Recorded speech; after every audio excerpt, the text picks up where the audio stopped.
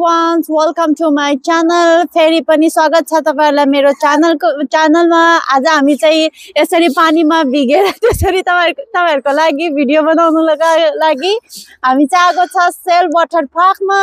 तपाईहरुको लागि स्पेशली। घरको भिडियो देख्दा देख्दै बोर हुन्छ होला भनेर बाहिर आएर बनाउने भनेको। पानी आएर सबै हाम्रो मेरो चाहिँ हालत त्यस्तो भएको छ, सबै उयो गिलो भएर। अनि आज चाहिँ हामी तपाईहरुको लागि सेकेन्ड भिडियो बनाउँदै छु। पहिला चाहिँ हामीले भिडियो बनाएको थियो युकेमा आउनुभन्दा पहिला युनिभर्स कुन चाहिँ सेलेक्ट गर्ने भनेर। अहिले चाहिँ हामी यो भिडियोमा चाहिँ हामी डिस्कस गर्ने नै छौं कि युकेमा आएर काम के खोज्ने, के कसरी एप्लाई गर्ने अनि के तपाईहरुलाई चाहिन्छ भनेर। फेरि पनि मसँग छ मेरो गेस्ट भनौं, मेरो बहिनी कान्छी मसँग छ।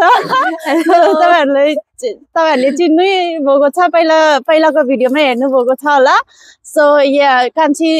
कान्छीलाई सोध्नु चाहन्छु कि युकेमा आउनुभन्दा पहिला उयो के स्टुडेन्ट भिजामा आउनुको लागि तपाईले भनिसक्यो पहिलाको भिडियोमै। अब यो भिडियोमा चाहिँ भन्दिनु कि कसरी यहाँ आएर चाहिँ जब एप्लाई गर्नु सक्छ, के चाहिन्छ जब एप्लाई गर्नुको लागि चाहिँ। फर्स्टमा जब एप्लाई गर्नको लागि चाहिँ यहाँ चाहिँ एक्सपिरियन्स हुनु चाहिँ एकदमै जरुरत छ हैन। एक्सपिरियन्स हुनुपर्छ अनि मेन कुरा भनेको सिभी एकदम पर्फेक्ट हुनुपर्छ। मैले फर्स्टमा चाहिँ मैले 2-3 महिना मैले नि काम पाएन, काम नपाएर गाह्रो भइरहेको थियो। म डोर टु डोर पनि गएँ, त्यही पनि मैले काम पाएन। अनि एजेन्सीहरुमा नि गएँ, एजेन्सीतिर जाँदा नि मैले चाहिँ अब फुल टाइम नपाउने, पार्ट टाइमले दिनै नदिँदै रहेछ। अनि धेरै गाह्रो भयो मलाई नि। अनि पछि चाहिँ मलाई भेनाले सिकाउनु भयो फर्स्टमा सिभी बनाउनुपर्छ, सिभी बनाएपछि कभर लेटर हुनुपर्छ भनेर। त्यहाँदेखि चाहिँ मैले वेबसाइटहरुमा गएर हरेक वेबसाइटमा गएर आफ्नो एक्सपिरियन्सहरु जे छ त्यो सब हालेर चाहिँ अनि मैले चाहिँ अनलाइनबाट नै एप्लाई गरेको। अनलाइनमा अनि नेपालबाट आउँदा चाहिँ केही थाहा थिएन तिमीलाई के गर्नुपर्छ के गर्नु पर्दैन भनेर यहाँ आएर चाहिँ जबको लागि चाहिँ। मैले जबको लागि चाहिँ नेपालमा यति थाहा थिएन। जस पहिलादेखिको नेपालीहरुकोमा के छ भन्दा बाहिर गयो भने बारिस्टा सिक्नुपर्छ अनि त्यही अब पैसाको लागि मात्रै केही होइन। मान्छेले भनिसकेपछि अब मान्छेले भन्छ कि बस बाहिर युकेमा जाऊ, पढाइको भिजामा काम गरेर अनि त्यो पैसा आइहाल्छ। अनि त्यो केही एक्सपिरियन्स छैन, इंग्लिश सिक्नु पर्दैन, त्यस्तो केही थाहा छैन। बस युकेमा आएर काम गर्ने फोकसले आएको हुन्छ नि त। अनि English is the most important thing. English चाहिँ अब हल्का फुल्का इंग्लिश त बोलिहाल्छु भनेर चाहिँ हुँदैन। यहाँ चाहिँ इंग्लिश यति हामीले नेपालमा पढेको इंग्लिश र यहाँ एकदमै धेरै नै डिफरेन्स हुन्छ हैन। अनि यहाँको इंग्लिशमा एकदम राम्रो हुनुपर्छ, कम्युनिकेसन राम्रो भयो भने अब जब पाइन्छ नपाइने हैन, तर कम्युनिकेसन राम्रो भएपछि आफूसँग एक्सपिरियन्स भएपछि त्यही अनुसारको जब पाइँदो रहेछ नि त। पढाइ अनुसारको त्यो अब हामी चाहिँ पढ्नु चाहिँ अब युनिभर्सिटी पढ्दैछु, भाडामा काम गरेर हामीले त्यो पढेको अनुसार एक्सपिरियन्स अनुसार त्यस्तै काम पाइन्छ भने त वाइ नट। नेपालमा अलिकति बरु आउनु इन्टेक हल्का ढिलो आउनु, तर पुरा इंग्लिश पर्फेक्ट सिकेर केहीमा एक्सपिरियन्स हुनु, मतलब ड्राइभिङमा या नेल पलिसहरु, बारिस्टाको नि राम्रै छ। म नि नेपालमा त्यही होटल लाइनमै काम गरेर अहिले म नि यहाँ होटल लाइनमै काम गर्दैछु। राम्रो छ नि त नेपालबाट केही काम सिकेर आउनु, एक्सपिरियन्स भएपछि धेरै राम्रो काम सिकेर अनि इंग्लिश सिकेर भन्नु खोजेको चाहिँ इंग्लिश सिकेर अनि केही न केही काम सिकेर ड्राइभिङ सिकेर मात्र। अलिकति खर्च धेरै जान्छ, त्यसको लागि थाहा छ नेपालमा अब सिक्नुको लागि नि कति जानी पैसा नदीसम्म हुँदैन, तर सिकेर अलिक खर्च धेरै भयो नि अलि उयो गरेर आफूलाई जान्छ के उसहरुमा होटल लाइनमा नि राम्रो हुन्छ होला। होटलमा अनि के कफीहरुमा त्यस्तोमा शपकिपर त्यस्तो सिकेर आउँदा चाहिँ धेरै राम्रो हुन्छ होला। म त्यही भन्छु, नेपालबाट आउँदाखेरि राम्रोसँग एक्सपिरियन्स सिकेर आउनु। थोरै टाइम बाँकी छ भने केही छैन, फ्रीमा भए पनि सिकेर आउनु। फ्रीमा काम गर्छु भनेपछि जुनै पनि पसलहरुले राखिहाल्छ फ्री भनेपछि। फ्रीमा भयो भने आफ्नो एक्सपिरियन्सको लागि चाहिँ ट्रेनिङहरु लिनु। अनि यहाँ इन्टरप्रेटिङ जबहरु पनि एकदम कम्युनिकेसन राम्रो छ भने इन्टरप्रेटिङ जब पनि पाइन्छ। अनि इंग्लिश टु नेपाली हिन्दी त अब हामी त हिन्दी मुभीहरू हेरिरहेको हुन्छ नि हिन्दी त अटोमेटिकली यतिकोले नि चल्छ त्यही भएर चाहिँ नेपालमा हुँदाखेरि के ड्राइभिङमा नि यहाँ एकदमै राम्रो स्कोप छ त्यही भएर केही न केही ट्रेनिङ लिएर आउने यहाँ आएपछि पनि डोर टु डोर जाने काम चाहिँ नगरौँ किनभने डोर टु डोर जाँदाखेरि चाहिँ डोर टु डोरमा काम पाउन 100मा 90% पनि काम पाइँदैन रहेछ 10% पाइन्छ तर 4-5 पाउन्ड पाउँछ यहाँको आवरलीमा त केही नै हुँदैन आजकल यहाँको आवरली वेजेस नै 12.21 छ भनेपछि 4-5 पाउन्ड भनेको एकदमै कम हो त्यही भएर आउनु साथ चाहिँ सिभी मेन फोकस गर्नु सिभीमा हरेक कुरा समावेश गर्नु आफ्नो एक्सपिरियन्सदेखि लिएर आफूले पहिला जे ट्रेनिङहरू लिएको छ थोरै समयको लागि होस् या धेरै समयको लागि आफूले जे लिएको छ तिनीहरू सबै गर्नु त्यसपछि कभर लेटर स्ट्रङ बनाउनु तपाईको सिभीले नै तपाईसँग एक्सपिरियन्स धेरै छैन भने नि जब अटोमेटिकली पाइन्छ मैले नि मेरो सिभी स्ट्रङ बनाएर मात्र अहिले जब राम्रो ठाउँमा पाएको छु अनि त्यही हो सिभी कभर लेटरहरू अनलाइनमा नै युके भनेको फुल अनलाइन सेक्टर हो पुरा अनलाइनबाट मात्र हुन्छ त्यही भएर अनलाइनबाट गर्नु अब आफ्नो चिनेको मान्छेले रिफरेन्स गरिदियो भने त्यो अर्को कुरा हो तर डोर टु डोर गएर चाहिँ समय बर्बाद मात्र हुन्छ बरु त्यो डोर टु डोर जानुको सट्टा चाहिँ अनलाइनबाट नै सबै ठाउँमा चाहिँ एप्लाई गर्नु इन्डिड भन्नेहरू हुन्छ गुगलमा नि अब आफू जहाँ बस्छ त्यो कति धेरै सप छ लाइक प्राइमर्क भयो मैकडोनल्ड केएफसी मनी गर्दा हुन्छ अनि के छ अर्को त्यो कफीको उयो अनि स्टारबक्सहरू अनि केमा तिमीले एप्लाई गर्यो अर्को मैले धेरै ठाउँमा मैले चाहिँ जसमा आउनु साथ कोही नचिनेको ठाउँमा अहिले मैले म्यान्चेस्टर एयरपोर्टमा काम गर्छु अब त्यो फेरि धेरै देखाएको जस्तो होला तर होइन आफूले सुरुवात पनि राम्रो कामबाट गर्नु भनेको नि राम्रो कुरा हो नि त अनि अर्को कुरा चाहिँ म के भन्छु भन्दाखेरि यहाँ आएर चाहिँ ओके सरी गाइस मेरो नानीहरुले हामी यहाँ चाहिँ वाटर पार्कमा अलिकति फनको लागि आएको थियो पानी परेर मेरो नानीहरुसँगै छ त्यही भएर नानीको नाम चाहिँ नुर हो से हेलो अनि कान्छी अब त्यो कन्टिन्यू गर्नु के भन्नु लाग्यो थियो तिमीले त्यही मैले यहाँ आएर मैले एकैचोटि जब चाहिँ पाइहालेको होइन मैले इन्टरभ्यूकै मैले कति ठाउँमा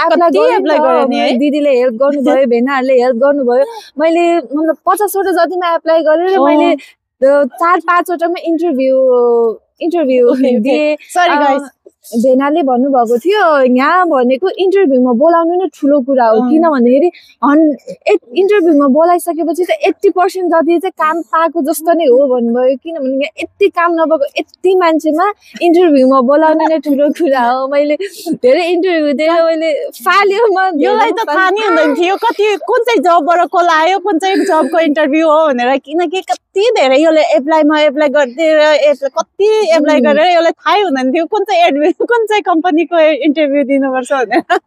हो त्यस्तै भएको थियो अहिलेको जबमा नि मलाई कल आयो अनि ल तिम्रो इन्टरभ्यू छ अरे अब कुन चाहिँ भनेर मलाई थाहा थिएन दिदी मैले त कुन चाहिँमा एप्लाई गरेँ होला भनेर फेरि हामी बसेर हेऱ्यो यति धेरैमा एप्लाई गरेको थियो अब खोज्दा कुन चाहिँ भन्ने नि गाह्रो क्या अनि आफूले एप्लाई गरेपछि हुन्छ नहुने होइन काम पाउन गाह्रो छ तर पाउँदै नपाउने होइन अनि यहाँ भनेको कम्पिटिसनको जमाना छ अनि हामी चुप्प लाएर बोल्दै नबोल्ने लजाउने चाहिँ फिट्टिका पनि गर्नु हुँदैन रहेछ सबैसँग फ्रेन्डली बोल्ने सबैसँग बाहिर जाँदा नि नचिन्ने मान्छेहरूलाई नि हेलो हाई गरेर सबैसँग अनि केही मिस्टेक भयो भने नि सरी केही तिनीहरूले हाम्रो हेल्प गर्यो भने थ्याङ्क यू भन्ने अनि राम्रोसित आफ्नो फेसमा स्माइल लिएर काम गर्दा चाहिँ राम्रो हुन्छ यहाँ त्यसरी कुरा नगरिकन बस्यो भने चाहिँ केही कसलाई नि उयो तपाईँलाई हेल्प नि गर्दैन अनि तपाईँलाई काम पाउनु नि गाह्रो हुन्छ सबै इन्टरभ्यू नगरीसम्म कसले नि काम राख्दैन सबै इन्टरभ्यू सिकिसकेपछि नि कति धेरै के तिनीहरूले इन्क्वायरी गर्छ धेरै हाम्रो डकुमेन्टहरू नि धेरै माग्छ अनि इन्टरभ्यू एउटा चाहिँ हुँदैन नेपालमा भए ल जबमा आज इन्टरभ्यूमा बोलाइ पास भयो भनेर मक्ख परेर घर जानु होला फेरि यहाँ भने 3-4 वटा इन्टरभ्यू हुन्छ फर्स्टमा त एसेसमेन्ट दिनुपर्छ हरेक जब एप्लाई गर्दाखेरि एसेसमेन्ट पास गरेपछि मात्र इन्टरभ्यू फेज आउँछ त्यो इन्टरभ्यू फर्स्ट इन्टरभ्यू पास गरेर सेकेन्ड इन्टरभ्यू हुनुपर्छ सेकेन्ड इन्टरभ्यू पास गरेपछि मात्र फेरि डकुमेन्ट मिल्नु पर्यो अनि बल्ल जबको फिक्स हुन्छ काम पाउन अलिकति मुस्किल छ इन्क्वायरी चाहिँ धेरै गर्ने यहाँ चाहिँ इन्क्वायरी धेरै हुन्छ त्यही भएर पुलिस रिपोर्टहरू पनि यहाँ आउनुपर्छ अनि रिफरेन्स दिने मान्छेहरू पनि 2 जनाको रिफरेन्स चाहिँ चाहिन्छ जस्तो यहीँ बसेको मान्छेको रिफरेन्स चाहिन्छ अब जबै गरेको पनि भन्नु पर्दैन अनि इन्टरभ्यू एकदम टफ हुन्छ अनि अब यहाँको ब्रिटिसकै मान्छेहरू पनि काम खोज्न आउँछ कि त्यही भएर हामी झन् उनीहरू यहाँ काममा चाहिँ यहाँकै मान्छेहरूले धेरै फोकस गर्छन् आफ्नो देशको मान्छेले धेरै काममा राख्दै रहेछ अनि हामी राम्रो हुनुपर्छ पर्फेक्ट पनि होइन तर आफू बोल्नु सक्नु पर्यो कम्युनिकेसन स्किल राम्रो हुनु पर्यो अनि हरेक कुरा सोद्धाखेरि नडराइकन अनि इन्टरभ्यू दिन जाँदाखेरि नि रिसर्च गर्नु अब कुन चाहिँ कम्पनी हो कुन के हो ब्याकग्राउन्ड सबै रिसर्च गरेर त्यस्तै रिसर्च गरेर राम्रोसँग जानु आइएम स्योर जसरी भने काम पाइन्छ मैले त्यसरी नेपालबाट आउँदा चाहिँ धेरै तपाईहरु नि रिसर्च गरेर पहिलाको भिडियोमा नि मैले त्यही भनेको छ धेरै रिसर्च गरेर मात्र आउने गर्नु त्यतिकै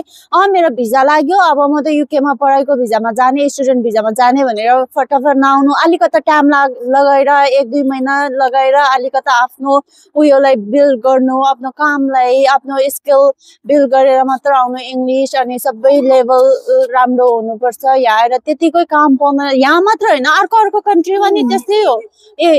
बोल्नु आफ्नो भाषा भन्दा अर्को भाषा आइन भने त कति गाह्रो हुन्छ मलाई नि थाहा छ पहिला हामी उता हुँदा नि गाह्रो भएको थियो मलाई त आज फर्स्ट टाइम म जाँदा त बाहिर जाँदा कति धेरै गाह्रो इंग्लिश नआउने हिन्दी नआउने केही नआउने अनि कसले काममा राख्छ त्यो पनि कम्युनिकेसनले यहाँ धेरै रोल खेल्छ त्यहाँदेखि अनि जबहरू पाइन्छ राम्रो ठाउँमा एप्लाई गर्नु होला अनलाइनमा रिसर्च गर्नु अनि अब यहाँ चाहिँ जब एजेन्सीहरू हुन्छ रिक्रुटमेन्ट सेन्टरहरू हुन्छ त्यस्तोहरूमा नि साइन इन हुनु आफू रजिस्टर गर्नु न हरेक एउटा स्टेप लिएर चाहिँ हरेक रिक्रुटमेन्ट एजेन्सीहरूकोमा चाहिँ आफू साइन इन गर्नु त्यहाँ उनीहरूको मेम्बर बन्नु त्यसरी कलहरू आउँछ कलहरू रिसिभ गर्नु धेरै कलहरू आउँछ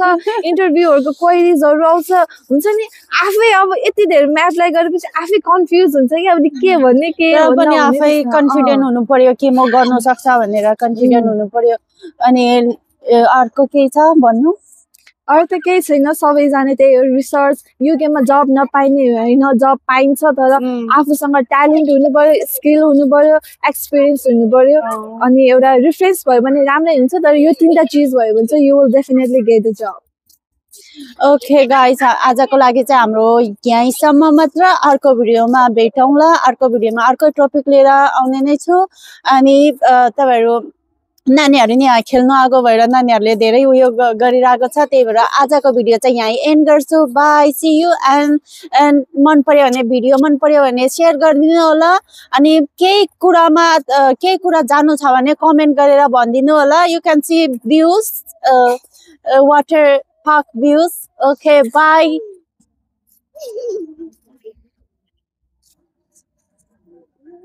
Give me another one.